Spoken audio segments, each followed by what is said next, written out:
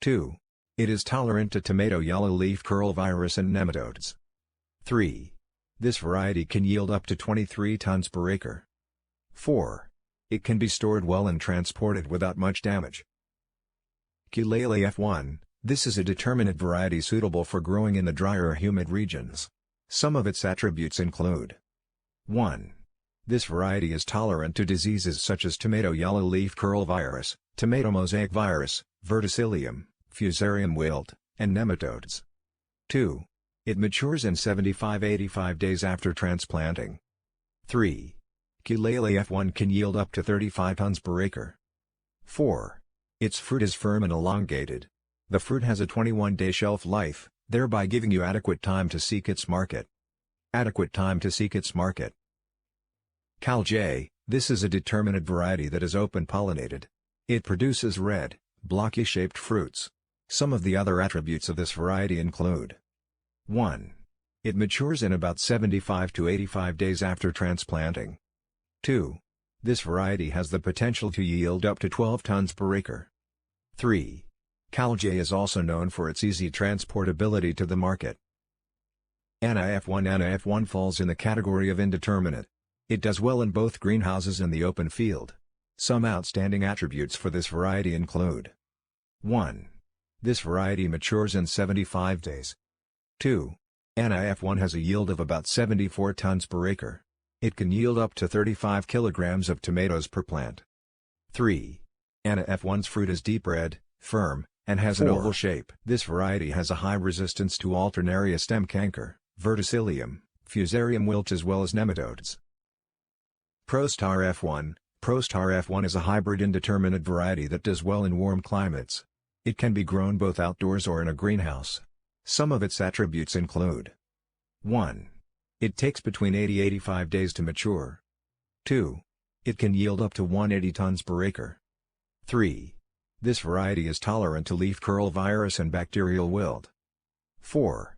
It has a long harvesting period and excellent keeping quality. Land preparation for tomato farming.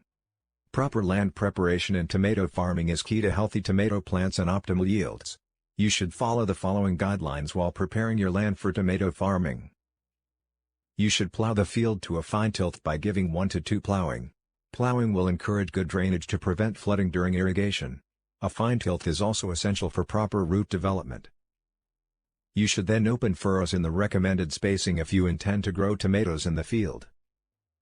Pre-soaking your field by irrigating it 2 days before transplanting. Pre-soaking will ensure seedlings do not suffer from water stress. Depending on the variety, dig up holes of 30 cm with recommended spacing for either determinate or indeterminate varieties in preparation for transplanting. Incorporate well-composted manure into the field to promote proper root development. Nursery preparation and transplanting. Tomatoes do well when transplanted from a seedbed nursery as opposed to sowing the seed directly in the field. You should prepare a good nursery seedbed to ensure proper plant establishment and vigorous early growth. Preparing your nursery is simple.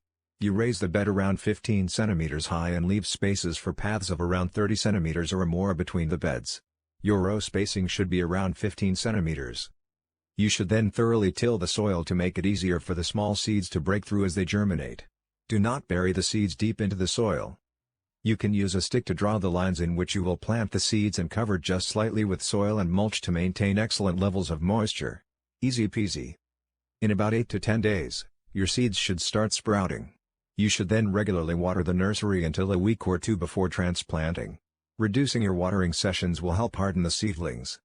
Your seedlings will take about 1 month before they are ready for checking for pests and diseases to curb the spread of pests and diseases before it affects the whole batch in the nursery. Transplanting tomatoes. Transplanting should be done when seedlings are about 30 cm high. This will be about 30 to 45 days after seed sowing.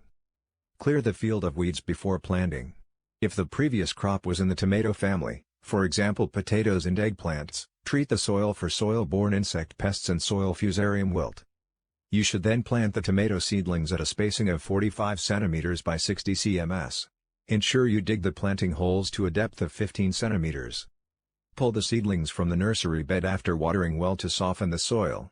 Watering reduces the risk of damaging the seedling while pulling it from the seedbed. Keep them in a shaded place. Plant the seedlings in each hole and cover the roots with soil, firming the soil around the roots. Tomato fertilizer requirements. Fertilizer plays a vital role in the development of excellent and healthy tomato plants.